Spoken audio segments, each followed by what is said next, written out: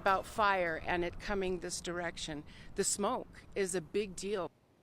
Tonight, concerns are mounting for people who live and work near a growing wildfire in Arizona, with another round of gusty winds expected this weekend. Good evening, everyone. Welcome to West Coast Wrap. I'm Alex Savage. Crews fighting the Greer fire got a break when the winds backed off earlier today.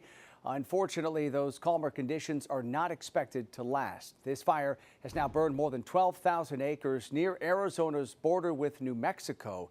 It grew about 3,000 acres just since yesterday, and there is still no containment on the flames. Emergency managers have been working for days now to try to confirm some reports that homes have burned in this fire. Fox 10's Nicole Christine spent the day in the town of Eager, one of the areas where people are being urged to evacuate. Fire crews in the middle of their fourth day of firefight on the Greer fire. We are here at the southwest evacuation zone. Over here to the north, you can see some of these crews that are headed in there for helping, and this road blocked off as evacuation orders are still in place.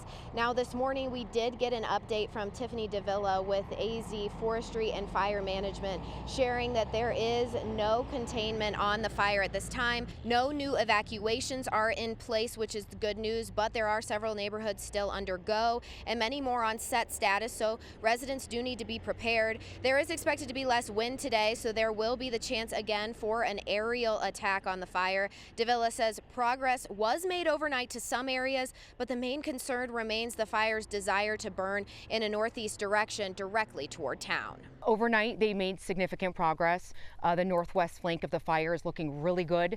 The area in Greer, which is the heel of the fire, is also looking very good. The lines in that area continue to hold even with the windy conditions. The fire is wanting to move to the east northeast. It keeps hooking around on that side. So they're going to get in there and try and get some dozer line established to protect the community of Eager. And we do want to make sure that everyone takes these evacuation orders seriously. There are 2 shelters open for evacuees and their animals, one at the Apache County Fairgrounds in St. John's and one down in Alpine. You can take your animals there. They are more than happy to help keep them safe during this time. Reporting in Eager, Nicole Christine, Fox 10 News. And let's continue our team coverage tonight on this fire burning in eastern Arizona with KTVU meteorologist Roberta Gonzalez. Roberta, you're tracking these winds that are expected to really pose a challenge for firefighters as we head into the weekend. Yes, and not only for the state of Arizona, but throughout much of Nevada and in California. Did you see how dry it was there? Oh, yeah. Yeah, when we're taking a look at that picture with Nicole reporting, everything had browned out behind her. All the fuels have been drying out due to the gusty winds. Right now, we're taking a look at a couple of different elements happening.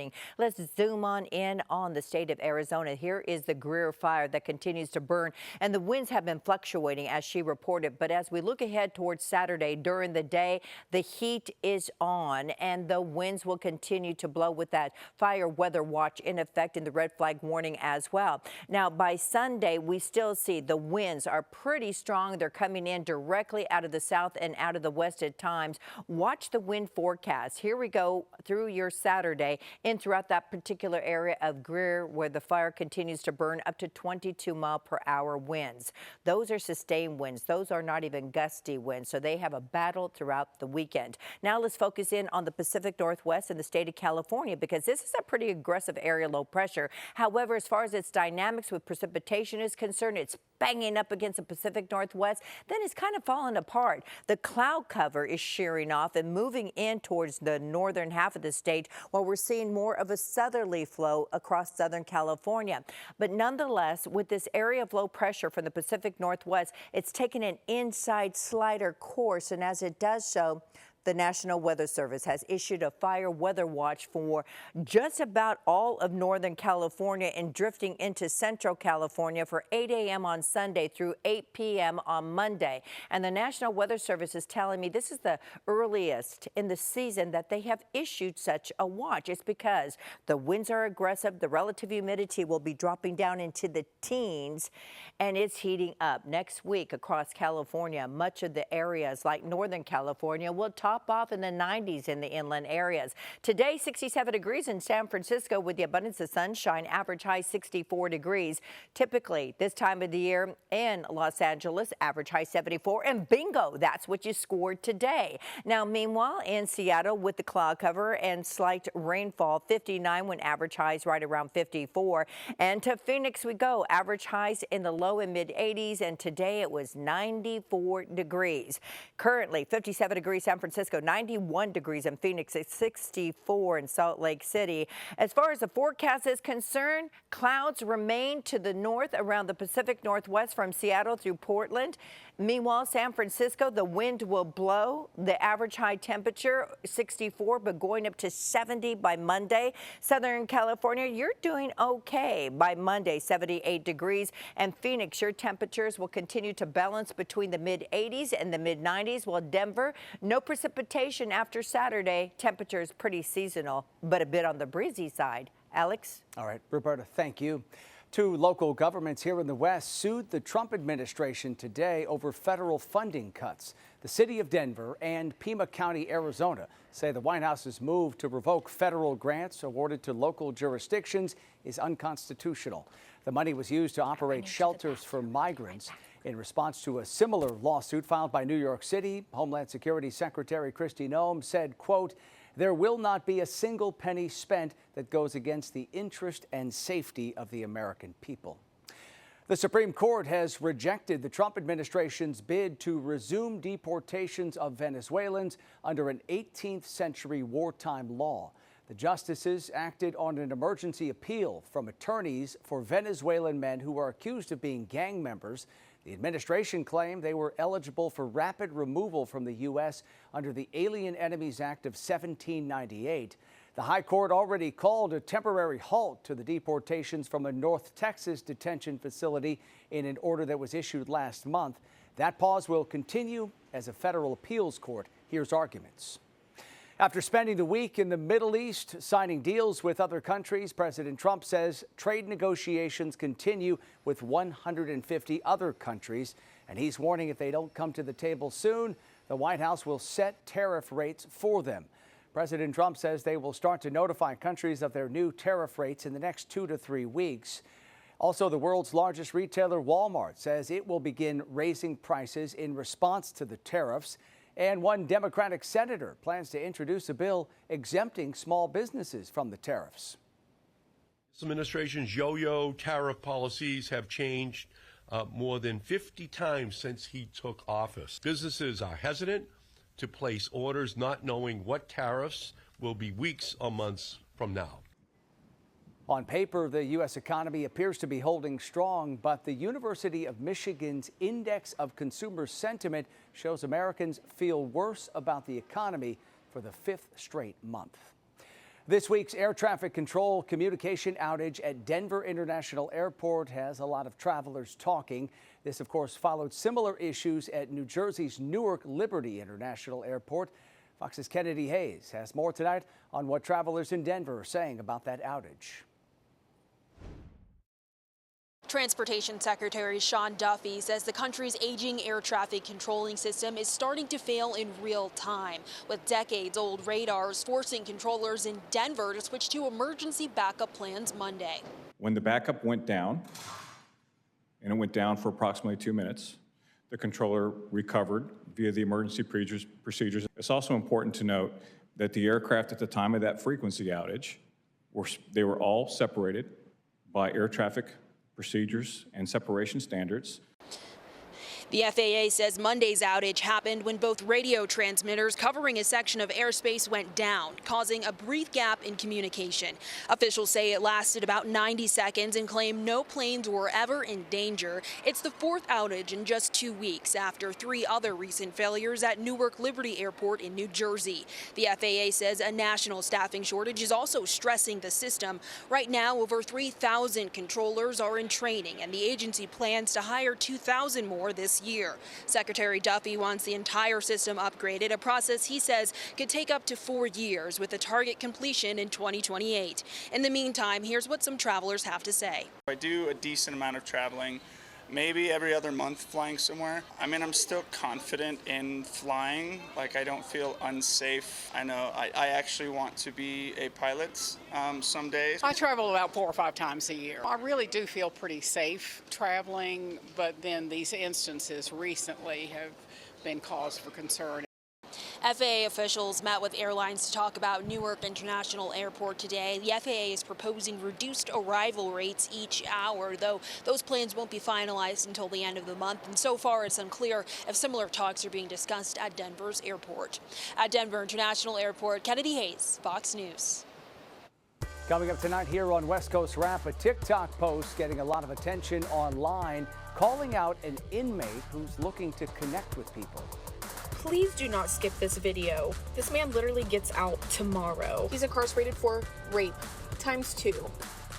Coming up tonight, the creator of that video shares her warning for women in the Pacific Northwest. Also, a 4-hour commute sounds pretty tough. Now imagine doing it on a bike. We'll introduce you to a firefighter here in the West who wouldn't have it any other way. It gives me a chance to think about the day, think about what's going on in my life personally as well as professionally. A man suspected of starting a brush fire in Santa Barbara, California, had a sword on him when he was taken into custody by authorities. Deputies took 40-year-old Simon Khalili into custody Wednesday as fire crews were battling the flames here. They say they caught up with him after his truck got stuck on a dirt road near the fire. Flames charred a little more than 1 acre of brush before firefighters got them under control. Khalili was booked on a variety of charges, including felony arson. In the Pacific Northwest, a TikTok video circulating online warns about a convicted rapist who was recently released from prison. Fox 13's Lauren Donovan spoke with the TikTok creator, who says she is looking out for women in the Seattle area. If you are from Seattle, Washington, please do not skip this video. This man literally gets out tomorrow. If you live in Seattle and you have TikTok, odds are you've seen it. This viral video now circulating coast to coast, warning women of this man, Philip Baldwin, a 34-year-old inmate. He's incarcerated for rape ×2. The poster shared his profile on writeaprisoner.com and a recent post he made that he was getting out on May 12th and was looking to connect with people, writing that he's a changed man and he's put in work. Completed my associate degree in human services and multiple self-awareness classes, including helping facilitate some of the classes to help others in the same situation grow as better human beings. And after seeing all that, we had some questions. So I reached out to the woman behind the video, Ashley. And I couldn't imagine being a woman in Seattle right now, and I couldn't imagine being his victims. The Texas woman tells me she started her TikTok investigations to warn other women. In her video, Ashley detailed several allegations, all of which I vetted through the King County Prosecutor's Office. Court documents show Baldwin was sentenced to 16 years after he was convicted of impersonating a Kent Ridge High School student working on a senior project. Gaining access into a woman's home, he then forced her to have oral sex with him, threatening if she didn't, he'd hurt her kids, including a weeks-old infant. The King County Prosecutor's Office tells me this is a seriously bad guy and that his attacks didn't stop there. He's also accused back in 2010 of preying upon a woman outside the LA Fitness here in Covington, following her into the woods, raping her, and taking her money. We did a search of our Fox 13 archives and found over a decade ago, we reported on the attack. And back then, we spoke with an expert who warned, stranger rapes by themselves are fairly rare, but very dangerous. If this guy hasn't done this before, clearly he will do it again. Court documents show he's also suspected of another rape in Seattle. But the question remains, if someone serves their time, do they deserve this level of public scrutiny? And I do believe people can be rehabilitated. I've actually spent a while incarcerated as well. So, but I also have seen people in there that portray themselves as they're changing, and they're not really. We did try to reach Mr. Baldwin at the last phone numbers listed for him. We've left messages on both, and of course, if we hear back, we will be sure to update our story. Reporting in Covington, Lauren Donovan, Fox 13 News. R&B singer Cassie Ventura wrapped up her second day under cross-examination in Sean Diddy Combs' federal sex trafficking trial. Diddy's attorneys showed text messages Ventura sent in the days after surveillance video captured Combs assaulting her at a Los Angeles hotel in 2016. She told the rapper, quote, "I'm not a rag doll. I'm somebody's child." His team admits to domestic violence but denies all of the sex trafficking allegations, trying to portray the 11-year relationship between the two as complicated but loving. Combs' defense attorneys are also trying to suggest Ventura willingly participated in Diddy's so-called freak-offs. This is a question not of whether Sean Combs was violent. It's not a question of whether he was a terrible person. It's a question of whether they had engaged in this interstate commerce for the purpose of sex trafficking. Meantime, Justin Bieber is reportedly shutting down rumors that he was a victim of Combs after social media posts raised concerns about the pop star's mental health. His representatives tell TMZ, quote, "There are individuals who were genuinely harmed by him. Shifting focus away from this reality detracts from the justice these victims rightfully deserve." The Los Angeles County Sheriff's Department has opened a criminal investigation into rape and sexual assault allegations against Motown legend Smokey Robinson. This investigation comes after 4 of his former housekeepers filed a lawsuit accusing Robinson of repeated sexual assaults. They are seeking $50 million in those suits. The LA County Sheriff's Department has declined to comment, saying this investigation is in its very early stages. Robinson strongly denies those allegations. U.S. Coast Guard crews say they pulled off a major win in the Pacific. Images posted online show some of what they recovered during a drug bust back on May 3rd. They say they came across 2 vessels in the eastern Pacific carrying cocaine worth more than $52 million. Coast Guard crews seized those drugs. 9 people suspected of trying to smuggle all of that cocaine have also been detained. We have an update tonight on the hiker who was missing for more than 3 weeks in the Sierra Nevada mountains in California. She is now talking publicly about how training as a forager helped her survive. I managed to survive off of these leaks and boiling the snow melt for a very long period of time, actually. 27-year-old Tiffany Slatton of Georgia was reported missing days after she began what was supposed to be a 3-day bike trek in the Huntington Lake area. She was near Kaiser Pass at about 9,000 feet in elevation when she lost GPS and cell service. She then took a fall and had to splint her own leg. She lost most of her gear and was hiking through a snowstorm when she came across a cabin. It was a little bit weird, but when I first came across it, it was a pristine Christmas tree and a tiny house, and it had markers like Santa's sleigh, and I could not understand. I actually thought I was losing my mind at that point, that I had somehow managed to make it to the North Pole. The owner says he leaves that cabin open during the winter months just in case someone needs shelter. He found Slatton Wednesday when he came to open it for the season. She was dehydrated, but otherwise okay. A remarkable story there. Coming up tonight on West Coast Wrap, more than 1 million social media users are following an Oregon man's journey across the Pacific. Tonight, he shares why he gave up corporate life to sail solo with his cat. Plus, an Arizona firefighter embarking on long treks of his own, why he's choosing to bike 4 hours to get to work. An Oregon man's social media videos going viral. The amateur sailor is in the middle of a voyage across the Pacific Ocean with his cat.